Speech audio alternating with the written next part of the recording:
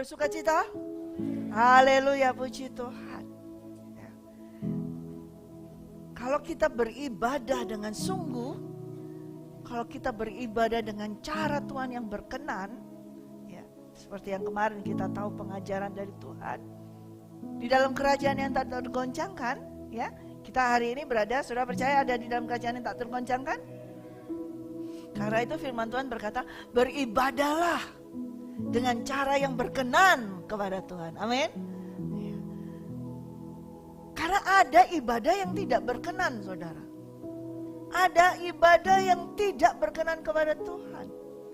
Dan Tuhan mengajarkan kepada manusia pertama, keturunan dari manusia pertama, yaitu Adam dan Hawa, yaitu Kain dan Habil, untuk beribadah dengan caranya yang berkenan, yaitu ketika ia beribadah menyebut nama Tuhan ataupun menyembah, memuji Tuhan, harus dengan membawa korban bakaran.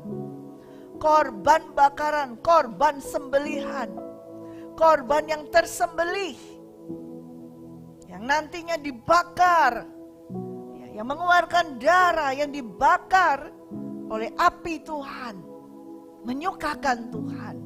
Amin. Saya percaya ketika saudara sudah mengikuti khotbah-khotbah saya yang lalu, sudah tahu banyak tentang Kain dan Habil, ya. Bahwa untuk memberikan suatu korban yang menyenangkan bagi Tuhan, tidak dengan asal, bukan dengan, walaupun mungkin memberikan sesuatu yang besar, tapi hatimu tidak sungguh-sungguh kepada Tuhan, ya. Tapi dengan hati yang terfokus, hati yang teruntuk, hati yang hanya untuk Tuhan Yesus saja, itu yang dikehendaki oleh Tuhan, ya. Seringkali kita tidak paham tentang hal ini. Seringkali kita menganggap enteng, ya. Bahkan banyak pemimpin-pemimpin ibadah ataupun gembala sidang anggap enteng.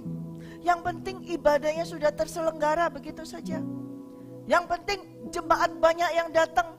Wah, ketika dia melihat jemaat yang banyak yang datang, itu sudah suatu ibadah bagi dia. Wah, ini sudah untuk sesuatu ibadah. Karena Tuhan tidak melihat jumlah, saudara, tapi Tuhan melihat isinya. Sekalipun banyak yang hadir di suatu gereja, gedung gereja yang besar, tapi kalau isinya kosong, sekalipun banyak persembahan yang mereka terima, tapi kalau hatinya mereka semua kosong, maka itu suatu ibadah yang tidak berkenan di hadapan Tuhan dan tidak menyenangkan hati Tuhan. Ya. Tapi betul yang kemarin disampaikan oleh Sis Becca di dalam Prayer Get Ladies. Akhir-akhir ini, di dalam akhir zaman ini, banyak gereja-gereja yang top, yang gede-gede, yang jumlahnya banyak, yang pengikutnya banyak, justru malah serupa dengan dunia. Ketika melakukan ibadah, malah dengan mengadopsi cara dunia. Dengan cara entry-nya, masuknya, gembala sidangnya atau pendetanya yang aneh-aneh. Ya. Semua hanya untuk suatu entertain. Yang hiburan, hanya hiburan aja supaya menyenangkan jemaat, supaya jemaatnya senang. Oh, ternyata gerejanya ini yang dia datangi, yang dia ikuti ini ternyata up to date. Gereja yang gak kuno, gereja yang terkemuka sekarang, gereja yang maju, yang banyak inovasi, yang banyak, pokoknya banyak pernak-pernik, banyak segala sesuatu yang senang, ya. Yang dimana mereka bisa mencurahkan ide kreatifnya, ya. Gak salah mencurahkan ide kreatif dari Tuhan, tapi kalau itu sama dengan dunia, nah ini yang salah, ini yang tidak benar.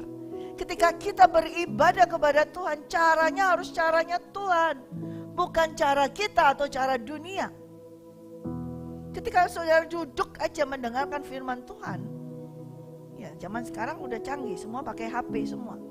Tapi ketika engkau mendengar firman Tuhan, kemudian engkau hanya terfokus dengan HP-mu, ini berbahaya, hati-hati. Mungkin saudara berkata, saya buka Alkitab. Dari jarak situ dengan saya nggak tahu, tapi Tuhan tahu, Roh Kudus tahu. Yang kau buka bukan Alkitab. Yang kau buka adalah WA atau apa itu, media apa. Itu dengan cara demikian kau sudah tidak berkenan di hadapan Tuhan. Oh, Oh, yang penting hati saya. Yang penting saya melayani sungguh. Tidak demikian di hadapan Tuhan, saudara. Hati-hati. Ya. Kalau saya menyampaikan hal ini, mungkin dianggap orang terlalu keras. Tapi harus disampaikan. Karena banyak hamba Tuhan, pelayan-pelayan Tuhan, gembala-gembala, para pendoa, anggap enteng soal ibadah kepada Tuhan. Yang penting duduk, yang penting sudah selesai, semuanya, oke sudah. Tidak demikian. Ya. Hari ini kita sudah sering baca tentang hal ini. Yang akan saya sampaikan saudara mungkin sudah sering baca. Ya. Tapi mau belajar lebih lagi. Dari seorang raja, saudara tahu pasti. Dari 1 Samuel 13. 1 Samuel 13 ayat yang ke-8.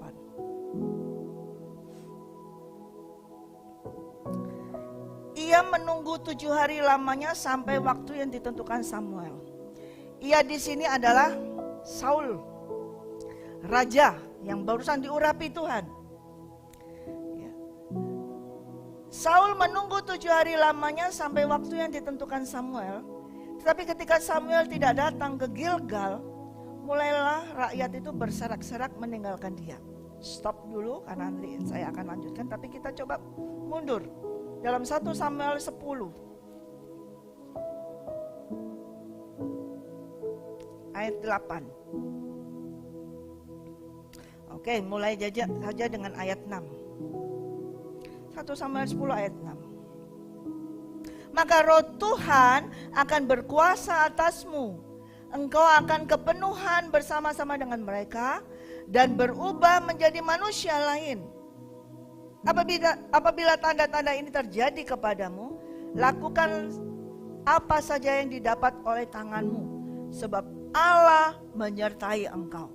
Engkau harus pergi ke Gilgal mendahului aku, dan camkanlah, aku akan datang kepadamu untuk mempersembahkan korban bakaran dan korban keselamatan.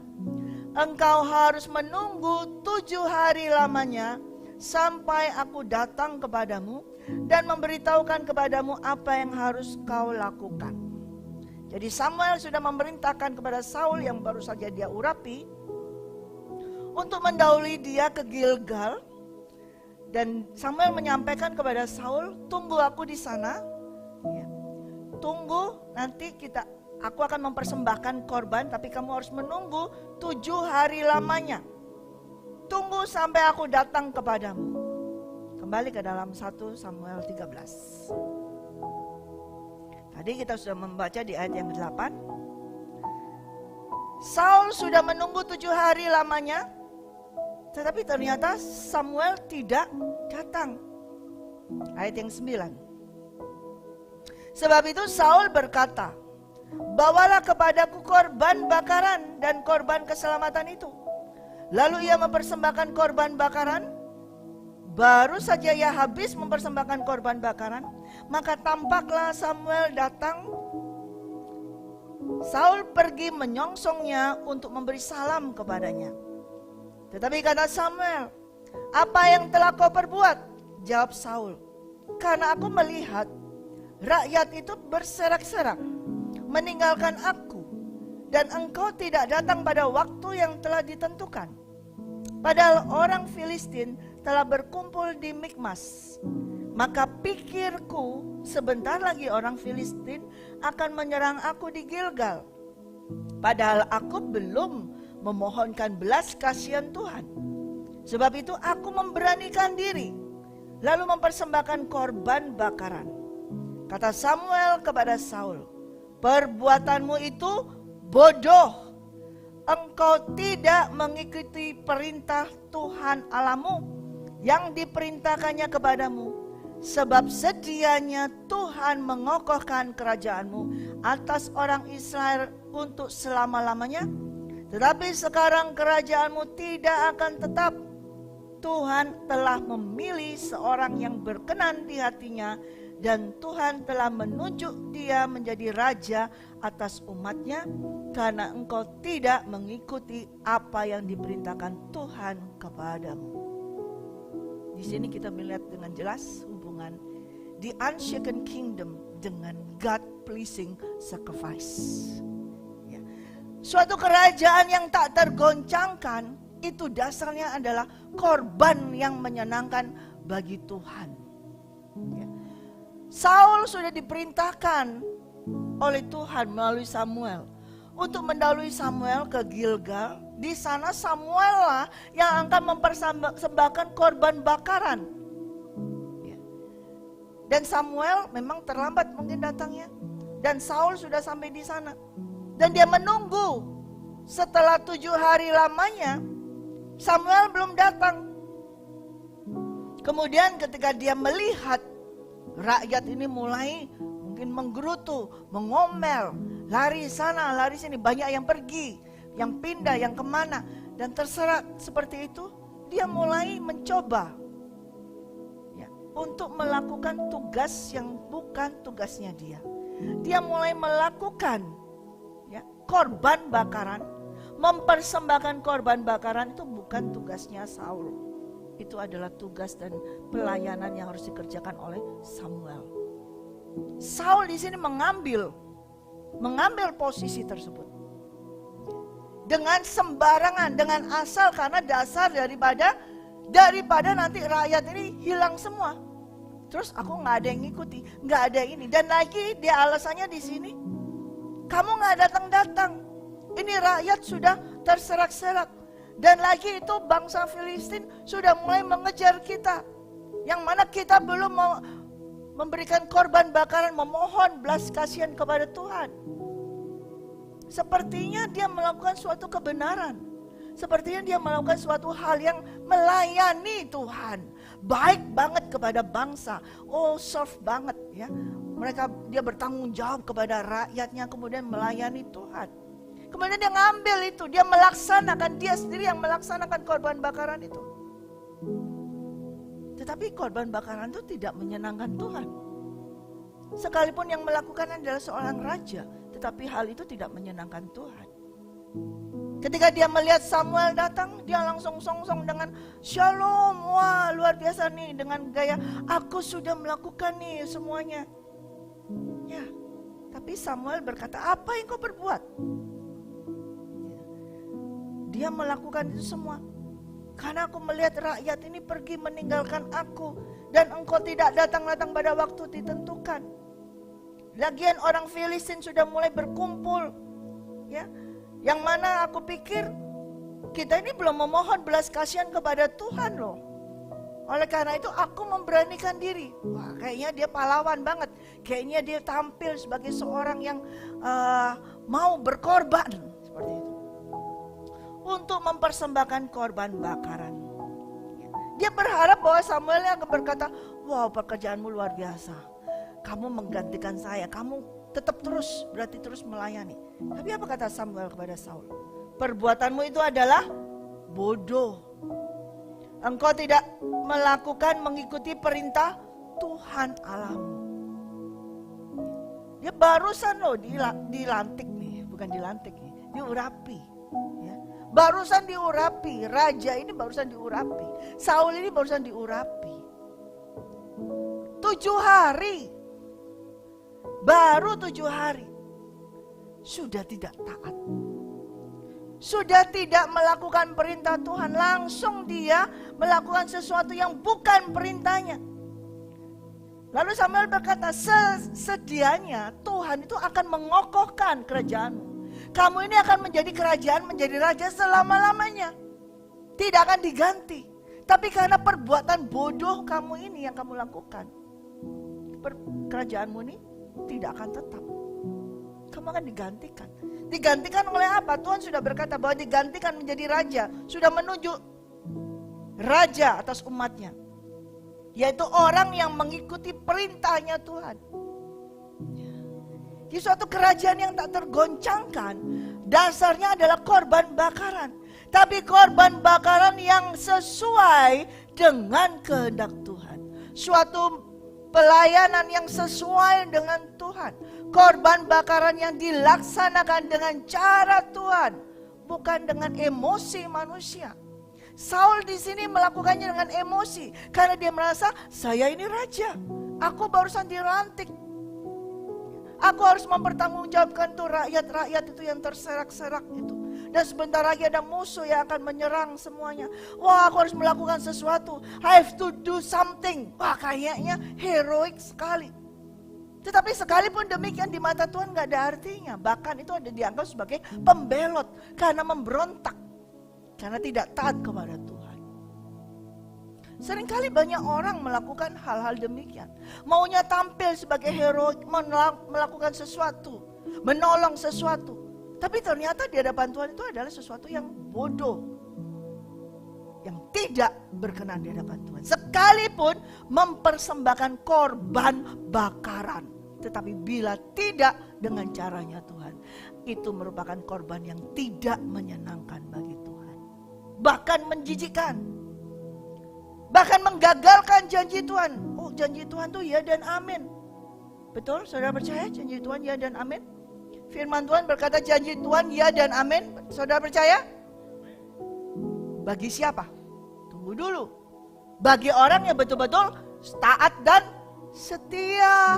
Janji Tuhan ya dan amin bagi orang yang taat dan setia.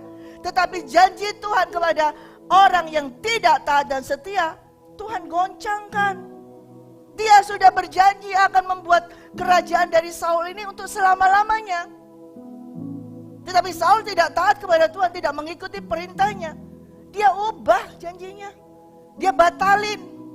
Dia ganti orang lain. Itu bisa terjadi karena Tuhan itu luar biasa, saudara.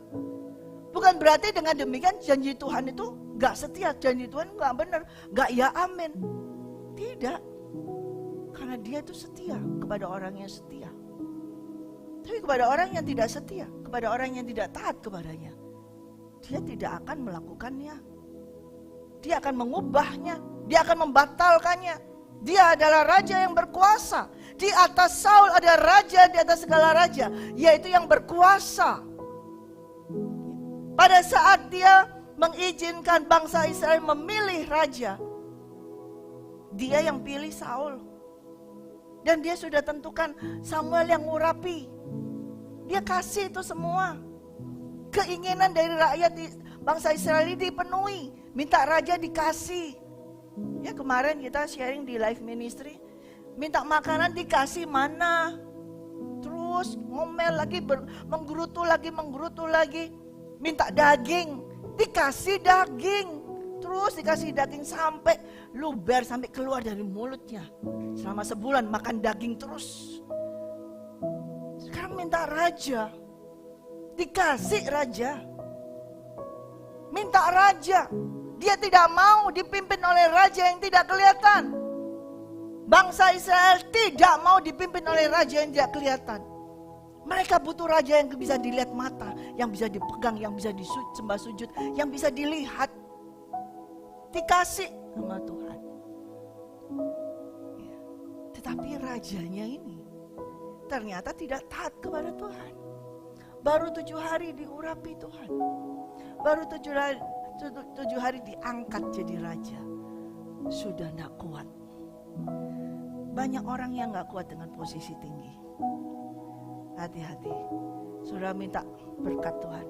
Berkati aku Tuhan, berkati aku Tuhan. Curahkan berkat-Mu Tuhan. Tapi kalau engkau tidak meminta kekuatan daripada Tuhan, kau gak sanggup terima berkat yang luar biasa itu. Banyak orang gak tahan dengan berkat yang berlimpah. Jadi apa? Murtad. Jadi apa? Tidak setia kepada Tuhan. Yang pertama taat dan setia.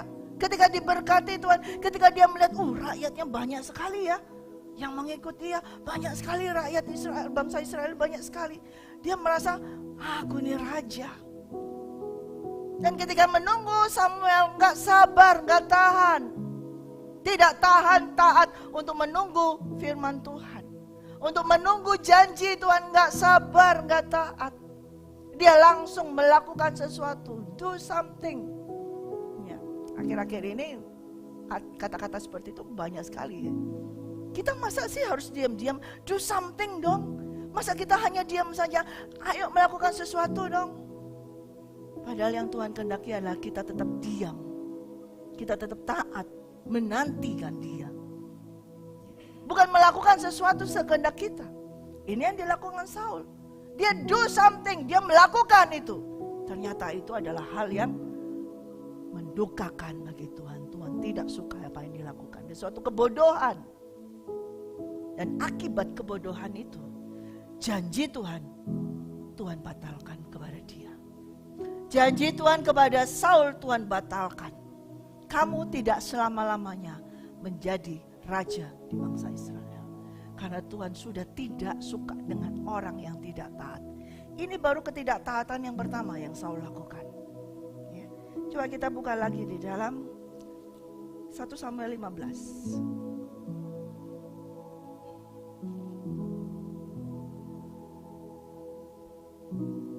Ayat 1 sampai 3 dulu.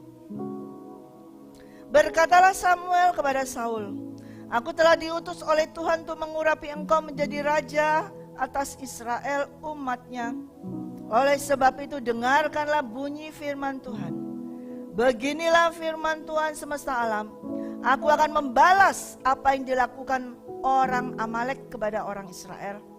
Karena orang Amalek menghalang-halangi mereka ketika orang Israel pergi dari Mesir.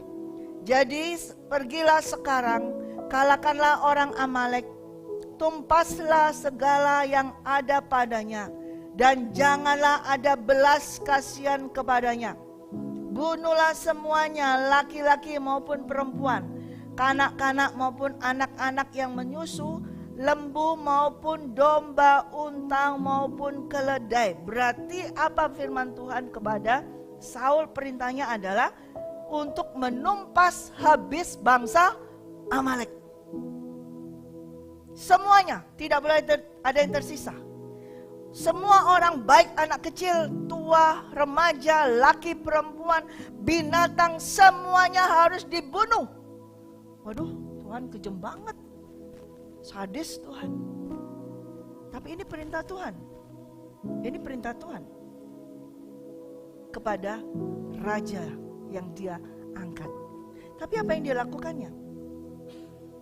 Kita langsung aja ke ayat yang ke-7. Lalu Saul memukul kala orang Amalek mulai dari Hawilah sampai ke Syur yang di sebelah timur Mesir. Agag, raja orang Amalek, ditangkapnya hidup-hidup. Benar gak tadi firmannya? Perintahnya tadi apa? Bunuh. Ya. Tapi ini raja Amalek ditangkapnya hidup-hidup. Tetapi segenap rakyatnya ditumpasnya dengan mata pedangnya. Betul? Betul. Tetapi Saul dan rakyat itu apa? Menyelamatkan Agag dan kambing domba dan lembu-lembu yang terbaik, dan tambun pula anak domba dan segala yang berharga. Tidak mau mereka menumpas semuanya itu, tetapi segala hewan yang tidak berharga, yang buruk, itulah yang mereka tumpas. Lalu datanglah firman Tuhan kepada Samuel demikian. Aku menyesal karena aku telah menjadikan Saul raja, sebab ia telah berbalik daripada aku dan tidak melaksanakan firman-Ku. Maka sakit hatilah Samuel dan dia berseru-seru kepada Tuhan semalam-malaman. Ya. Lalu Samuel bangun pagi-pagi untuk bertemu dengan Saul, tetapi tidak diberitahukannya kepada Samuel demikian. Saul telah pergi ke Karmel tadi dan telah didirikannya baginya suatu tanda peringatan. Kemudian dia balik dan mengambil jurusan ke Gilgal. Ketika Samuel sampai kepada Saul, berkatalah Saul kepadanya, diberkatilah kiranya engkau oleh Tuhan. Aku telah melaksanakan firman Tuhan. Tetapi kata Samuel, kalau begitu, apakah bunyi kambing domba yang sampai ke telingaku dan bunyi lembu-lembu yang ku dengar itu? Jawab Saul, semuanya itu dibawa daripada orang Amalek, sebab rakyat ini mau menyelamatkan kambing domba dan lembu-lembu yang terbaik dengan maksud mempersembahkan korban kepada Tuhan Allahmu. Tetapi selebihnya telah kami tumpas. Lalu berkatalah Samuel kepada Saul, sudahlah, aku akan memberitahukan kepadamu apa yang difirmankan Tuhan kepadaku tadi malam. Kata Saul kepadanya, katakanlah. Sesudah itu berkatalah Samuel, bukankah engkau walaupun engkau kecil pada pandanganmu sendiri telah menjadi kepala atas suku-suku Israel? Dan bukankah Tuhan telah mengurapi engkau menjadi raja atas Israel? Tuhan telah menyuruh engkau pergi dengan pesan, pergilah, tumpaslah orang-orang berdosa itu, yakni orang Amalek. Berperanglah melawan mereka sampai engkau membinasakan mereka. Mengapa engkau tidak mendengarkan suara Tuhan?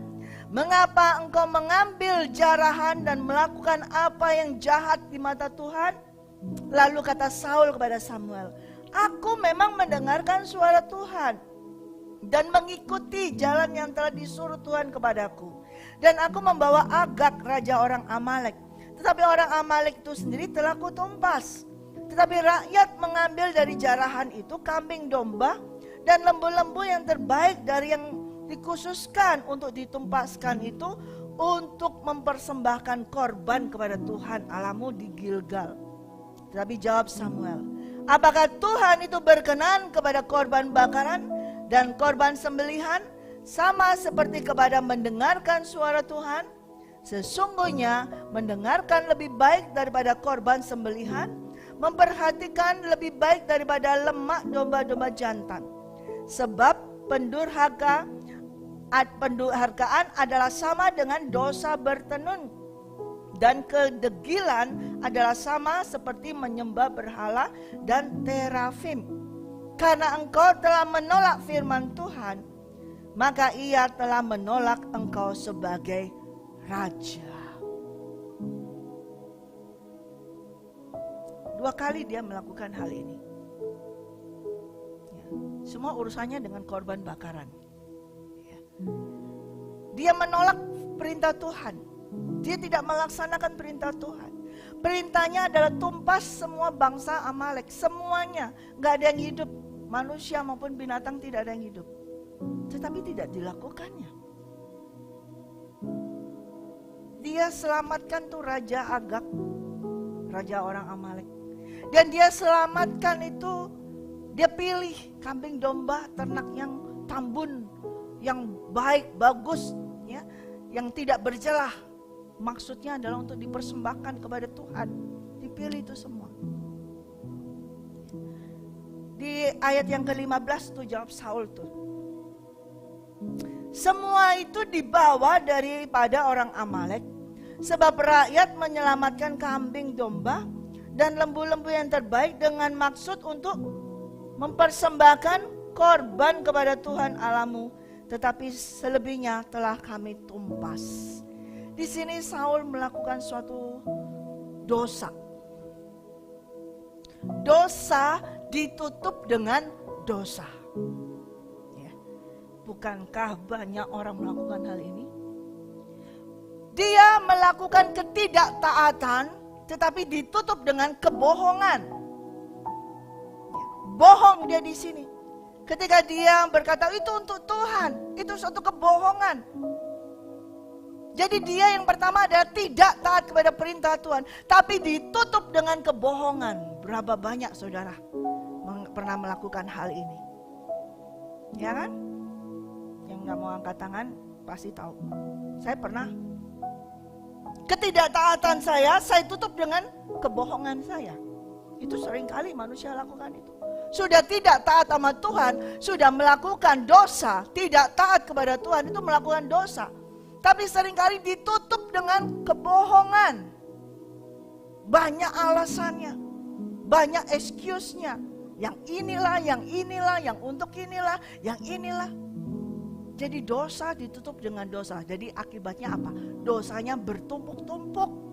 Sudah pertama sudah tidak taat kepada Tuhan, melakukan sesuatu perbuatan yang bodoh, sekarang lebih parah lagi. Dan dia katakan itu loh untuk persembahkan korban bakaran untuk Tuhan. Itu untuk Tuhan semua. Memang dia lakukan dikorbankan untuk Tuhan. Tapi korban yang demikian tidak berkenan kepada Tuhan. Tuhan tidak suka korban bakaran seperti itu. Apakah Tuhan berkenan kepada korban bakaran dan korban sembelihan? Sama dengan mendengarkan suara Tuhan. Sesungguhnya mendengarkan jauh lebih baik daripada korban sembelihan. Memperhatikan lebih baik daripada lemak-lemak domba jantan. Karena itu yang dilakukan Saul dianggap oleh Tuhan adalah pendurhakaan, yaitu pemberontakan. Ketika ia tidak taat melakukan itu, Tuhan sebagai raja di atas segala raja menganggap raja ini rebel, raja ini membelot, raja ini tidak taat. Dan itu sama dengan dosa bertenung. Artinya apa? Dosa orang yang menyembah berhala. Sekalipun dia mempersembahkan korban bakaran untuk Tuhan, tapi itu sama di mata Tuhan, sama. Ketika kamu tidak taat, sekalipun kau mempersembahkan korban, itu sama kamu menyembah berhala. Menyeramkan kan? Tuhan tidak bisa disuap, saudara. Oh, lakukan aja korban untuk Tuhan. Sepertinya enak berkorban, God pleasing sacrifice. Gampang, kasih aja uang, kasih aja persembahan ini untuk Tuhan. Tuhan tidak bisa disuap. Ketaatan tetap ketaatan. Ketika dia melakukan tidak taat kepada Tuhan, Saul, itu di hatinya dia. Dia melakukan secara fisik dengan mengorbankan, membawa korban bakaran yang tambun, yang bagus dombanya, yang luar biasa, yang tidak bercelah. Tapi itu tetap tidak berarti di hadapan Tuhan. Karena hatinya dia sudah celah. Bukan hanya celah, sudah berlubang, sudah kotor. Jadi sekalipun mempersembahkan korban, kalau hati ini kotor, kalau hati ini ada celah, maka itu tidak berkenan pada Tuhan. Lebih baik mendengarkan. Artinya apa? Taat atas perintah Tuhan. Tidak bisa diganti. Ketidaktaatan dia diganti dengan korbankan aja semuanya. Yang kita jarah itu kita berikan kepada Tuhan semuanya. Sedangkan perintah Tuhan adalah bunuh semuanya. Bukan dijarah untuk nanti dikorbankan ke aku. Perintah Tuhan adalah bunuh semuanya. Dia simpan itu sekalipun pada akhirnya dibunuh untuk Tuhan katanya. Tapi itu sama untuk berhala. God pleasing sacrifice bagi Tuhan adalah ketaatan. Ketika mempersembahkan korban, hatimu bagaimana? Itu yang terlebih dinilai oleh Tuhan. Memang korban ini harus tak bercacat, tak bercela, itu harus. Tetapi yang terpenting, yang tidak bercacat dan tidak bercela adalah apa? Hatimu harus tidak ada cacat, tidak ada celah. Artinya hatimu harus taat sepenuhnya kepada Tuhan. Bukan karena supaya dilihat orang, bukan karena supaya disanjung orang, supaya terkenal. Tetapi ketika engkau mempersembahkan korban itu, satu-satunya dasarnya karena engkau taat kepada Tuhan dan untuk menyenangkan Tuhan. Firman Tuhan berkata kepada Saul, dari Samuel Tuhan sampaikan, karena engkau telah menolak firman Tuhan, maka ia telah menolak engkau sebagai raja. Bisa berubah. Firman Tuhan ya dan amin, janji Tuhan ya dan amin. Tetapi ketika engkau berubah setia, maka itu janji Tuhan juga akan berubah. Sedianya Tuhan mau Saul ini terus menjadi raja. Tetapi karena dia tidak taat, tidak ada ketaatan sedikit pun. Yang ada adalah kesombongan, keangkuhan, merasa dia adalah raja, dia berhak bisa melakukan segala sesuatu. Tidak ada. Bahkan ketika ditegur pun oleh Samuel, tidak ada dalam hatinya betul-betul pertobatan, tidak ada. Memang dia berkata, aku telah berdosa di ayat yang ke-24. Tapi hatinya tidak ada pertobatan. Aku telah berdosa, telah kulanggar titah Tuhan dan perkataanmu. Tetapi aku takut kepada rakyat. Karena itu aku mengabulkan permintaan mereka. Maka sekarang ampunilah kiranya dosaku. Kembalilah bersama-sama dengan aku. Maka aku akan sujud menyembah kepada Tuhan. Tapi jawab Samuel kepada Saul, aku tidak akan kembali bersama-sama dengan engkau, sebab engkau telah menolak firman Tuhan. Sebab itu Tuhan telah menolak engkau sebagai raja atas Israel. Ketika ditegur, mulutnya ngomong aku berdosa, ampuni aku sekarang, doakan aku begini. Tapi hatinya tidak bertobat. Hatinya tidak ada pertobatan. Saudara, mulut ini bisa ngaku, maafkan saya ya, ampuni saya ya, Tuhan ampuni saya. Tapi hati tidak mohon ampun, bisa. Dan Tuhan tuh menyelidiki sampai di hati. Kita seringkali suka kan demikian ya, kepada sesama. Maafkan saya ya, oh maafkan saya ya. Itu cuma mulut aja. Tapi dalam hati enggak sungguh-sungguh mohon maaf. Enggak ada gunanya kalau situasi dan status keadaan hatimu seperti itu. Namun kau kemudian apa? Mempersembahkan korban, kemudian kau melayani Tuhan. Oh, enggak ada artinya. Tuhan menolak korban bakaranmu. Setiap ibadah kita itu adalah korban bakaran kita kepada Tuhan. Amin. Nah, itu saudara harus cek setiap hari. Diterima oleh Tuhan atau ditolak oleh Tuhan. Kalau seringnya ditolak, saudara ada kesempatan loh untuk mengubah, untuk berubah, untuk bertobat. Supaya korban bakaranmu itu, ibadahmu itu diterima oleh Tuhan. Masih ada kesempatan. Saul ini diberikan kesempatan. Tadi kita baca yang di pasal 13, dia sudah tidak taat, ya kan? Sekarang dikasih kesempatan lagi, tetap dia tidak taat lagi. Pertobatan kita itu dari dalam, saudara. Di hati. Itu yang dilihat Tuhan. Jangan cuma mulut. Ampuni saya Tuhan. Maafkan saya ya Bu, Pak, Bu. Maafkan saya. Tapi dalam hatinya tidak ada maaf. Di dalam hatinya masih ada marah. Dalam hatinya masih ada benci. Dalam hatinya masih ada iri hati. Tuhan melihat di dalam. Nah, itu berbahaya. Korbanmu, pelayananmu tidak akan diterima di hadapan Tuhan. Kalau apa yang kau lakukan, mulut, tangan tidak sesuai dengan hatimu. Ini yang dilakukan Saul. Dia mengorbankan tangannya semuanya demi rakyat semuanya untuk Tuhan. Tapi itu hanya di depannya saja, hatinya dia menolak Tuhan, memberontak dari Tuhan. Tidak percaya kepada Tuhan, bahkan mendustai Tuhan. Dia ngaku salah, tapi itu cuma mulut. Saudara, hari ini kita mau bertobat, amin. Kalau kita pernah mengaku cuma mulut aja, maafkan saya Pak, maafkan saya Bu, maafkan saya, ampuni saya Tuhan, cuma mulut. Tapi hatimu tidak sungguh-sungguh dalam pertobatan. Maka apa yang kau kerjakan, apa yang kau lakukan, ibadahmu dari pagi sampai malam, setiap hari, hidupmu adalah ibadah. Maka itu tidak berkenan di hadapannya. Saul belajar dari seorang ini. Tuhan langsung, aku menolak dia. Kalau Tuhan sudah menolak, Tuhan tidak akan bisa mau terima lagi. Kita belajar ya kemarin tentang Kain. Tuhan sudah menolak, tidak terima.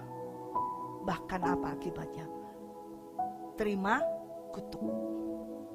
Kalau Tuhan tidak menerima korban bakaranmu, kalau Tuhan menolak persembahanmu, kalau Tuhan menolak ibadahmu, yang turun adalah kutuk.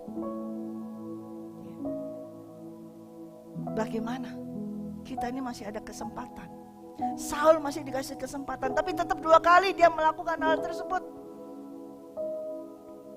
Dan Tuhan sudah menetapkan hatinya, aku gak mau pakai dia. Aku sudah tentukan satu orang, yang mana aku tahu hatinya berkenan kepadaku. Tuhan sudah langsung berubah. Tuhan sudah langsung berkenan kepada Daud. Dia langsung sudah menentukan. Dia sudah menyelidiki, dia tahu. Ini ada Saul, ada Daud, walaupun Daud belum masuk dalam di dalam penampilan di sini, belum ada keluar, ya.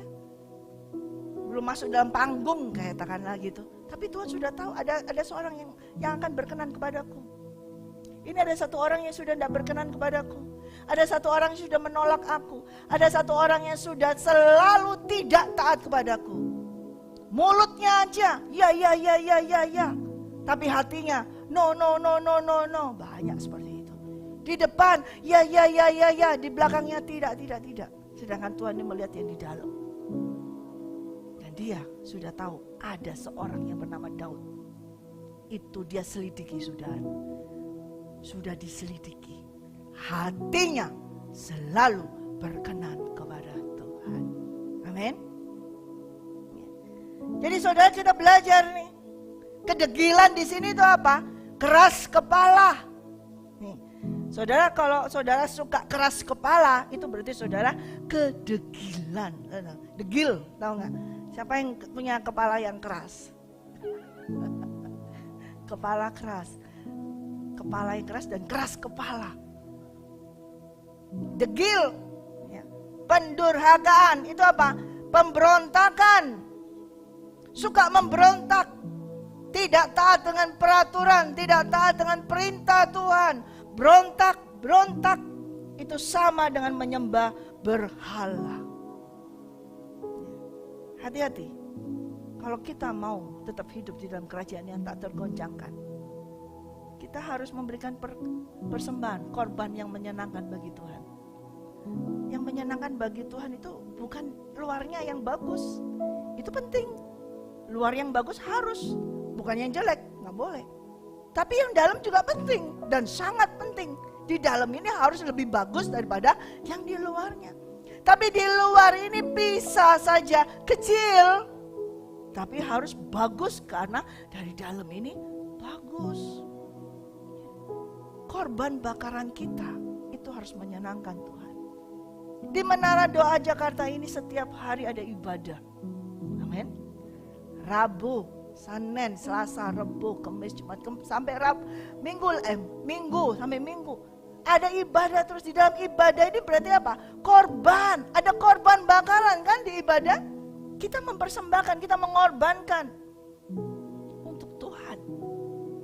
Ada korban bakaran. Di Menara Doa selalu mempersembahkan kepada Tuhan. Ada mezbah dipersembahkan kepada Tuhan. Nah, bagaimana setiap orang yang hadir, setiap orang yang melayani di Menara Doa Jakarta, apakah sungguh-sungguh ikut mempersembahkan korban ini dengan hati yang betul-betul berkorban juga kepada Tuhan? Amin. Atau cuman ikut-ikutan tapi nggak masuk, ya. Atau cuman ya lihat aja begitu, ya. Tapi setiap hari di Menara Doa Jakarta ada korban bakaran. Setiap hari dalam kehidupan saya ada korban bakaran. Setiap hari seharusnya dalam kehidupan saudara ada korban bakaran. Korban bakaran ini kepada Tuhan. Artinya itu merupakan ibadahnya kita. Kalau kita ini beribadah bukan hanya Sabtu Minggu, bukan hanya sebulan sekali, tapi setiap hari kita beribadah kepada Tuhan. Ada yang harus dibakar, ada yang harus dipersembahkan kepada Tuhan. Amin. Sekarang saya mau tutup dengan kita bandingkan. Coba yang kemarin sudah saya sampaikan.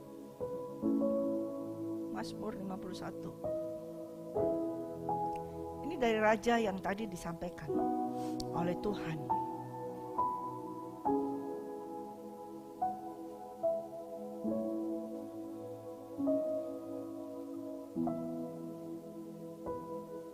Mazmur 51.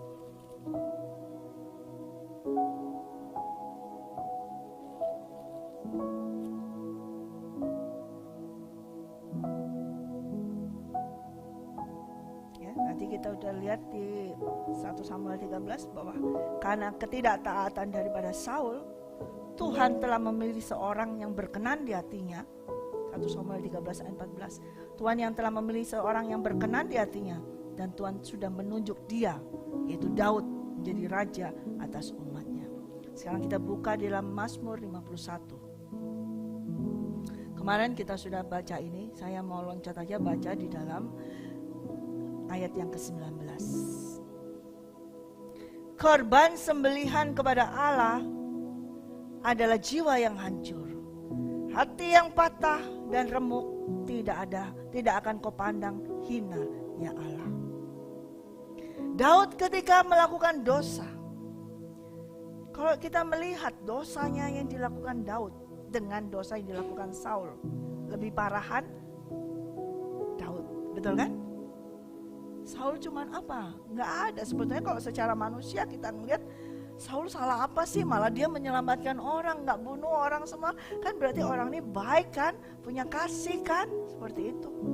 Tapi Daud apa? Membunuh Uria untuk apa tujuannya? Mendapatkan istrinya. Karena dia jatuh cinta kepada istrinya. Jahat nggak? Jahat kan? Kalau secara manusia kita melihat apa yang dilakukan Daud dengan Saul, lebih jahatan Daud, lebih keji Daud. Tapi kenapa Tuhan berkata Daud adalah orang yang berkenan kepadanya? Karena ketika Daud ditegur, apa yang berubah? Hatinya langsung berubah. Dia langsung apa? Bertobat. Nggak cuma tobat di mulut. Apa itu istilahnya? Tobat? Tomat. Apa itu tomat? Tobat apa? Tobat terus kumat lagi. Itu bukan tobat ya kan? Yang namanya tomat ya. Seperti Saul tadi kan? Iya. Kemudian jatuh lagi dalam dosa, nggak bertobat lagi. Tapi Daud tidak. Dosanya lebih kejam, lebih berat. Tapi ketika ditegur oleh seorang nabi, dia langsung apa? Bertobat. Dari hatinya dia bertobat. Dia langsung berkata di ayat yang 3. Kasihanilah aku ya Allah, menurut kasih setiamu. Hapuskanlah pelanggaranku menurut rahmat-Mu yang besar. Bersihkanlah aku seluruhnya dari kesalahanku. Dan tahirkan aku dari dosaku. Dia mengakui kalau dia itu berdosa. Dia minta Tuhan yang mentahirkan. Kemudian kita lihat di Mazmur 51 ayat 9. Bersihkanlah aku daripada dosaku dengan hisop, maka aku menjadi tahir. Basuhlah aku, maka aku menjadi putih seperti salju. Biarkanlah aku mendengar kegirangan dan sukacita. Biarlah tulang yang keremukan bersorak-sorak kembali. Sembunyikanlah wajah-Mu terhadap dosaku. Hapuskanlah segala kesalahanku. Jadikanlah hatiku tahir ya Allah. Perbaulilah batinku dengan roh yang teguh. Janganlah membuang aku dari hadapan-Mu. Dan janganlah mengambil roh-Mu yang kudus daripadaku. Berbeda dengan Saul. Saul tidak ada pertobatan yang seperti ini. Dia tidak peduli Tuhan mau keluar dari dia. Tuhan mau keluar dari dalam hatinya dia. Roh Allah keluar dari dia. Dia gak peduli. Tapi Daud peduli banget. Jadikan aku tahir Tuhan. Perbarui batinku. Jangan membuang aku dari hadapan-Mu. Jangan mengambil roh-Mu yang kudus dari hadapanku. Dia memohon supaya hadirat Tuhan tidak meninggalkan dia. Dia mohon itu. Dia mohon dengan segala kerendahan hatinya. Dia minta ampun, dia mohon Tuhan tidak meninggalkan dia. Tapi Saul tidak. Dengan kesombongannya, ya aku berdosa emang. Aku berdosa sekarang, ampuni aku. Dia mengaku dengan kesombongan. Tapi Daud mengakui dosanya dengan segala kerendahan hatinya. Dia merendahkan dirinya di hadapan Tuhan, Raja dari segala raja. Dia mohon ampun, minta dilepaskan. Tapi dia mohon supaya rohnya itu tidak, roh Allah itu tidak diambil dari dia. Artinya jangan aku dibuang dari hadirat-Mu. Itu yang terpenting. Maka dia sampaikan di sini di ayat yang ke-17. Ayat 16 nih. Lepaskanlah aku dari hutang darah ya Allah. Allah keselamatanku. Maka lidahku akan bersorak-sorai memberitakan keadilan-Mu. Ya Tuhan, bukalah bibirku supaya mulutku memberitakan puji-pujian kepadamu. Sebab Engkau tidak berkenan kepada korban sembelihan. Sekiranya ku persembahkan korban bakaran, Engkau tidak menyukainya. Ya. Daud berkata, kalaupun sekarang ini, dalam keadaan sekarang ini, aku belum Engkau bersihkan, sekalipun sekarang ini aku mempersembahkan korban, tapi hatiku belum Kau bersihkan, gak ada gunanya. Makanya dia minta nomor satu apa? Bersihkan hatiku Tuhan, ampuni aku, bersihkan aku, basuh aku, supaya aku putih seperti salju. Baru setelah itu dia mempersembahkan korban, dan korban itu berkenan kepada Tuhan. Sebab Engkau tidak berkenan pada korban sembelihan. Sekiranya ku persembahkan korban bakaran, Engkau tidak menyukainya. Korban sembelihan kepada Allah adalah jiwa yang hancur, hati yang patah, dan remuk tidak akan Kau pandang hina ya Allah. Ketika dia hancur hati, dia sadar, aku ini berdosa. Aku tidak mau lagi berdosa. Ada pertobatan. Dan itu merupakan suatu apa? Korban yang menyukakan Tuhan. Hati yang hancur. Itu merupakan korban yang harum di hadapan Tuhan. Menyenangkan hati Tuhan. Aku berdosa, aku mau bertobat Tuhan, bersihkan aku. Dan dia menyesali, patah. Ini hati yang patah remuk itu artinya dia menyesali akan dosanya. Menyesal sekali dia melakukan itu. Dia menyesal sekali. Tetapi Saul tidak ada penyesalan, saudara. Beda antara Saul dengan Daud. Daud penuh hati dengan penyesalan. Dengan penyesalan, dan aku menyesal sekali melakukan tindakan itu. Sekarang bersihkan aku. Tapi Saul tidak ada penyesalan. Dia tetap sombong. Dia tetap merasa dirinya benar. Ketika dia mengorbankan, melakukan semua, saya sudah benar. Saya sudah benar. Sekarang kita tahu. Dua raja. Satu salah dosa. Kecil kayaknya. Tapi satu dosanya besar. Tapi yang satu yang kecil ini tetap tidak mau bertobat. Mulutnya aja mengaku dosa, tapi hatinya tidak bertobat. Tapi satu raja ini, dia bertobat dari dalam. Dia mengakui kesalahannya. Dan dia melakukan pertobatan. Tidak mau berdosa lagi, tidak mau melakukan hal itu lagi. Dan dia mengikuti perintah Tuhan. Apa yang Tuhan kehendaki, dia laksanakan, dia lakukan. Dan itu merupakan korban yang menyenangkan bagi Tuhan. Saudara mau mempersembahkan korban yang menyenangkan bagi Tuhan, adalah di mana hatimu taat kepada Dia. Taat kepada Dia saja. Ya. Sekalipun dilihat orang tidak kelihatan, tapi ketika ketaatanmu kepada Tuhan, itu nantinya akan kelihatan di hadapan orang lain bahwa engkau adalah seorang yang taat kepada Tuhan. Ya. God pleasing sacrifice. Betul-betul saudara harus memberikan dari hati yang remuk. Bukan dari hati yang sombong.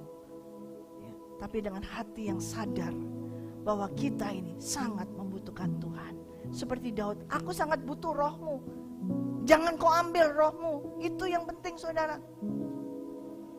Ya, kalau sampai dia mengambil roh yang ada pada kita, yang diberikan kepada kita, habis kita saudara. Dia boleh mengambil segalanya, bisa semuanya, lepaskan itu semuanya. Apapun yang ada pada kita, itu kita korbankan semuanya. Harus kita bakar semuanya, bakarlah. Segala apa yang kau miliki, biarkan itu.